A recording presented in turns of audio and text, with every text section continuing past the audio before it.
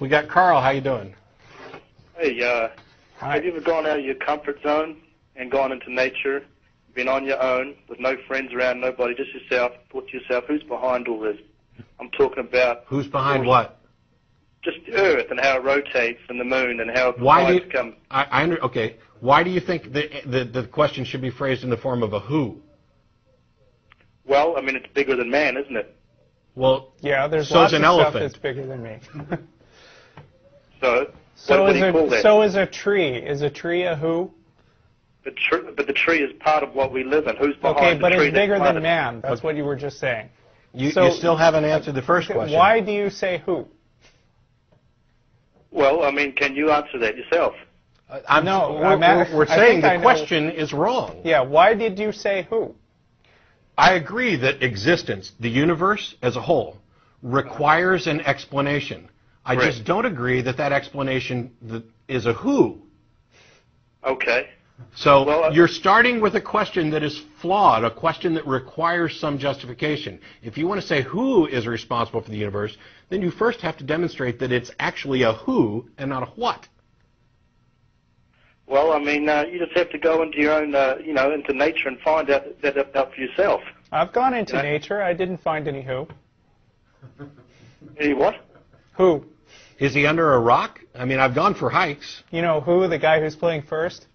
I mean, it's not. I'm not trying to be funny or sarcastic here. Okay. It's a serious question I'm trying to pose to you. Right, and yet you keep posing it the wrong way. You haven't. What makes you think it's a who?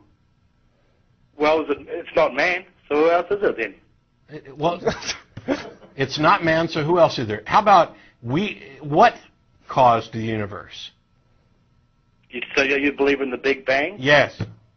So the Big Bang was just something. Who was behind the Big Bang? Oh boy. Who was behind God? God is the Alpha and the Omega. He's the perfect circle.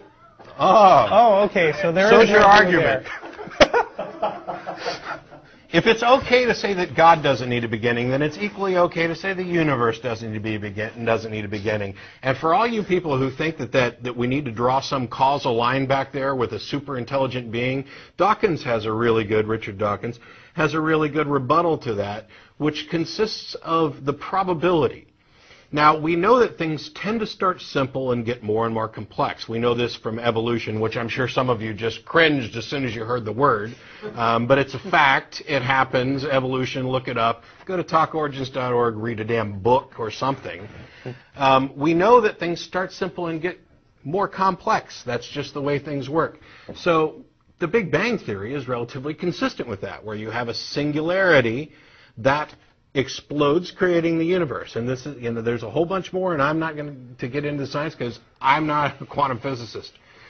The thing is, what you people who think that there was some body behind it, some intelligence, now you have created a system where before there was anything, there was this super intelligent being who's all powerful and doesn't need any creator. Infinitely complex, much more complex than the universe itself. By definition, has to be more complex than the entire universe. And when we ask where did that thing come from, or who created that thing, you say, oh, it's the Alpha and the Omega. That answers it. It's a perfect circle. It always was. You're starting by asking the wrong questions. When you ask who's responsible for the universe, you're starting by asking the wrong questions. Start by thinking about things in terms of what is the explanation? Because that way, the explanation could be a who, or it could be a what. And you haven't prejudiced yourself against what answers are possible. As soon as you start with who, you've already narrowed the field.